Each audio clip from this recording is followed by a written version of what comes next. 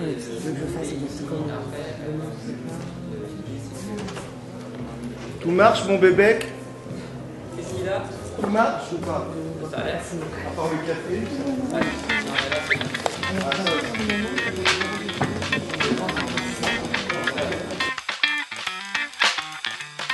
Откройте форточку. Откройте. Не бойтесь свежего воздуха. Прошу вас расстегнуть воротничок и ослабить пояс. Ноги соедините, руки опустите. Ноги соедините, руки опустите. Ноги соедините, руки опустите.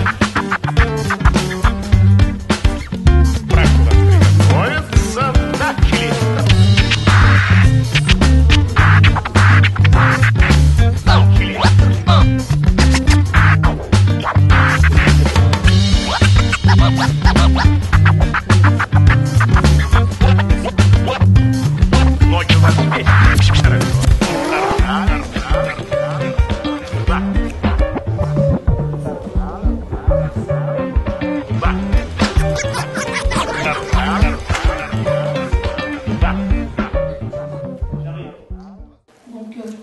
Juste un tout petit mot pour ma part, en tant que je suis à l'université Paris-Diderot, je vais me présenter, mais juste pour dire, bon, à titre personnel, ce que je trouve très important, au-delà des aspects institutionnels, ce qui m'inspire dans les sciences, c'est peut-être moins le progrès technique qu'elles nous promettent, la manière dont les gouvernants aussi misent énormément sur les sciences pour tirer d'affaires, pour envisager des solutions à tout et pour en permanence perpétuer aussi une volonté de changement, de croissance, etc. En tant qu'enseignant-chercheur et que très attaché aussi à la communication scientifique et à la culture scientifique sous toutes les formes, ce qui m'inspire, c'est pas tant ça, je pense que ce qui nous réunit aujourd'hui, c'est le mode de sociabilité qui est associé aussi aux sciences et à l'art.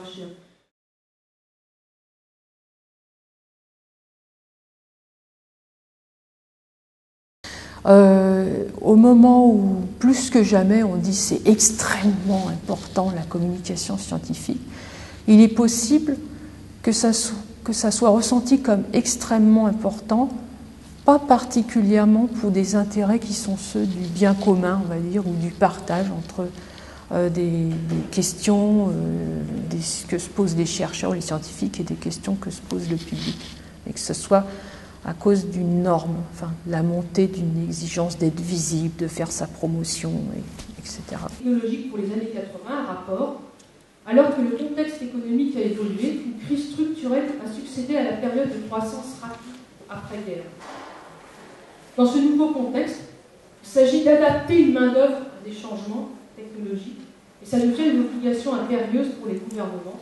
Il se peut, précise ce rapport de l'OCDE, qu'un niveau élevé de culture scientifique et mathématique de l'ensemble de la population soit une nécessité préalable pour que la nation puisse disposer d'une population active en mesure de répondre à l'exigence d'un haut niveau de qualification professionnelle qu'implique la mise en œuvre rapide des technologies dans l'économie nationale. On voit très bien là ces enjeux d'adaptation des populations à des besoins de développement.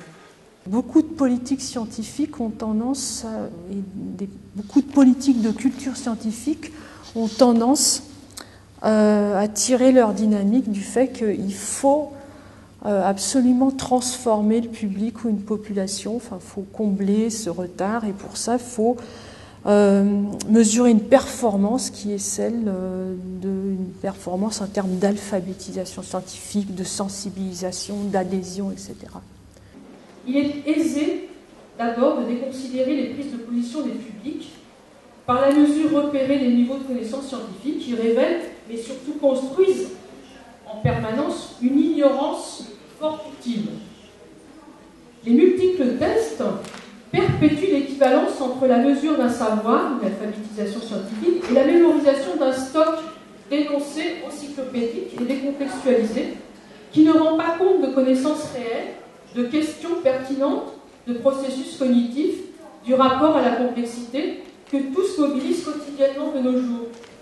Et les indicateurs concourent à sans arrêt reconstruire une représentation basé plutôt sur des choses qui ne vont pas, des distinctions qu'il faut combler et des fossés, enfin mettre de l'argent public pour essayer de rétablir un niveau d'alphabétisation, etc., alors qu'il y a, à mon avis, plus important que d'arriver, par exemple, à ce que 100% de la population donne une définition correcte de ce que c'est qu'une molécule, par exemple. Enfin, je pense qu'il y a, au niveau des valeurs, les partages sont, par exemple, plus importants qu'on ne le croit. Dans cet exercice, on vérifie, par exemple, la capacité des publics à discriminer l'effet des antibiotiques sur les bactéries ou les virus pour mettre en exergue le fait qu'une grande majorité les confond. Scandale. Dans le monde du savoir, de la médiation scientifique, des sciences, de l'éducation, enfin de la culture, comment ne pas avoir un esprit militant? Parce qu'on est dans des domaines qui sont entièrement fondés sur des volontés utopiques, d'émancipation, de transformation du monde. J'entends pas par militant l'engagement au service d'un parti politique ou d'une cause idéologique qui nous prend beaucoup de temps, des réunions le soir, des choses comme ça. Non. L'esprit militant, c'est plutôt, il est un peu au ras du quotidien, je pense, c'est le désir de faire fonctionner le monde au mieux de ce qu'il est, enfin, bon, dans l'environnement où on se trouve. Il me semble que l'esprit militant, c'est déjà où on est dans son boulot, dans son environnement, et d'une manière parfois très ordinaire, faire des choix, des petits choix. Et que les choix aussi, on les assume à titre personnel, un peu, et qu'on n'est pas forcément dans l'obéissance à une sorte de volonté de performance.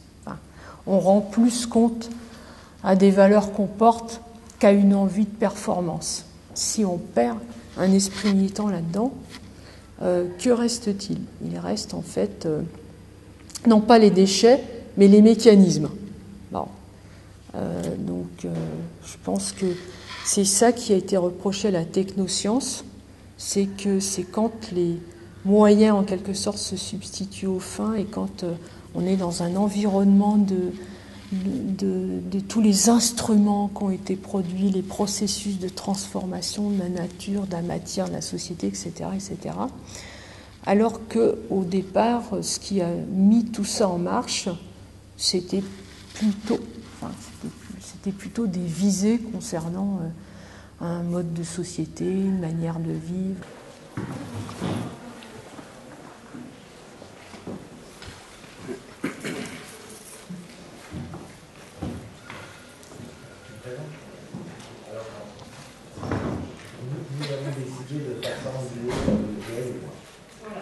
D'ailleurs, nous faisons beaucoup de choses en duo.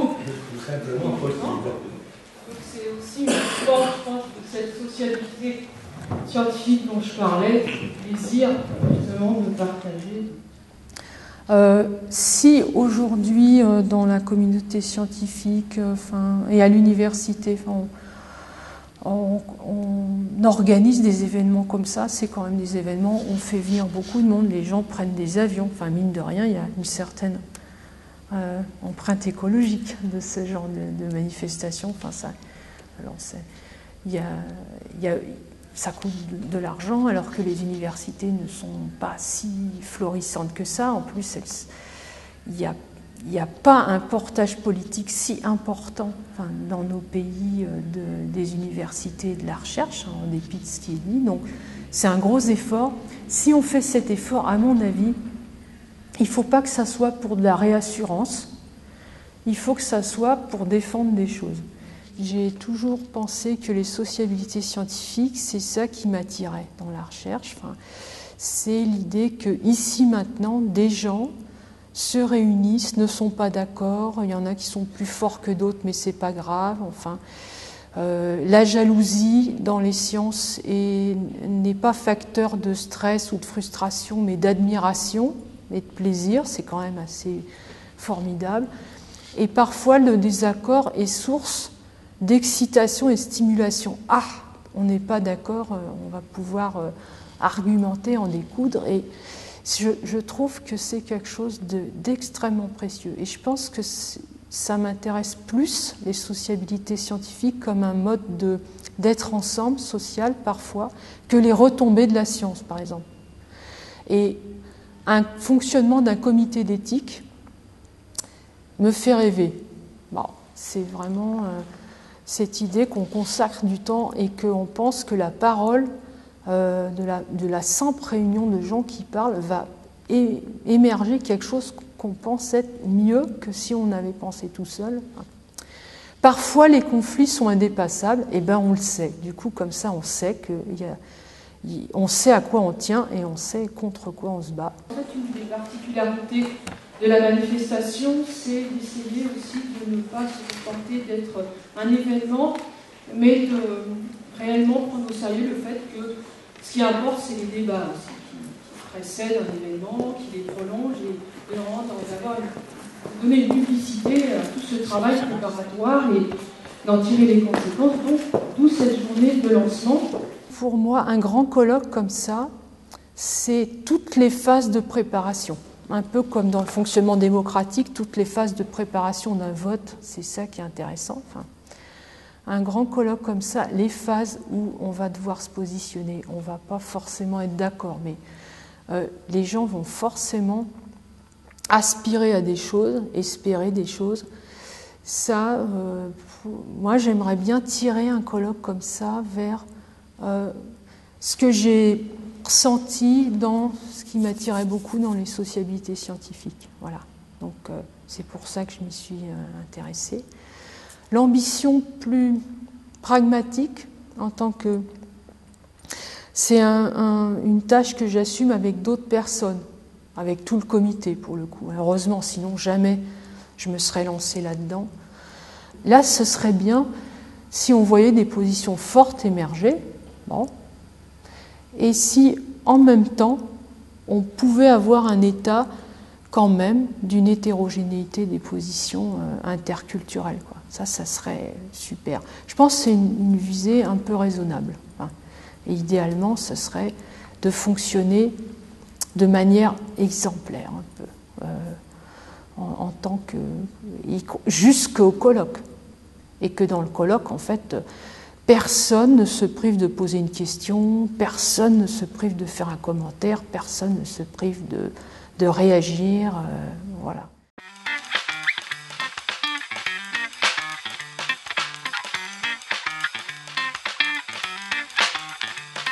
Откройте форточку. Откройте. Не бойтесь свежего воздуха. Прошу вас расстегнуть воротничок и ослабить пояс.